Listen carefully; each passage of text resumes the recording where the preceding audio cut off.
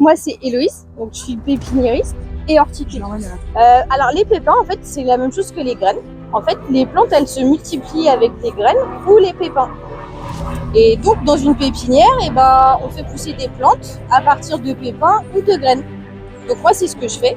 Alors, on peut faire pousser des arbres et puis des plus petites plantes. Donc, vous voyez, il y a plein de graines différentes et toutes les plantes ont des graines différentes. Quand on a un peu l'habitude, on peut même reconnaître les plantes juste par les graines. Et après, on fait quoi avec toutes ces plantes? On les mange. Donc, ça sert à faire pousser des plantes pour les manger. Miam. Et Héloïse, elle va nous faire entrer dans la serre. Est-ce qu'il fait plus chaud? Vous le sentez? Il fait beaucoup plus chaud. Toutes les tomates, elles ne se ressemblent pas. Vous avez vu, celle-là, elle est tachetée. Donc du coup, ça veut dire qu'un même fruit ou légume, il peut avoir plein de formes différentes, d'accord? C'est ce qu'on appelle des variétés. Est-ce que les graines, c'est les mêmes? Bon, alors, chez les tomates, les plantes, en fait, elles sont beaucoup plus différentes que ne sont les graines. Là, c'est à peu près le maximum de différence. Ça, c'est des tomates cerises et ça, c'est des plus grosses tomates.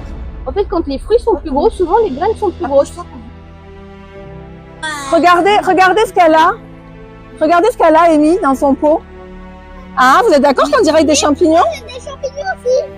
Et est-ce que c'est grave qu'il y ait du champignon comme ça? Non, justement, en fait, c'est exprès.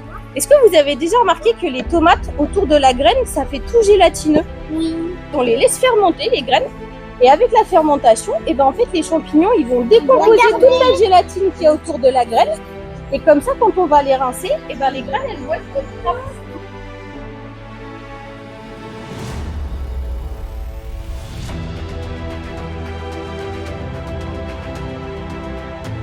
Et là, on a toutes les graines. Et ensuite, il faut qu'elles les récupérer. Si on les met dans la terre, en fait, les graines, après, elles vont faire des plantes. Vous aurez des tomates. Et ensuite, dans les tomates, vous aurez des graines et on commence. Donc, c'est comme ça tous les jours.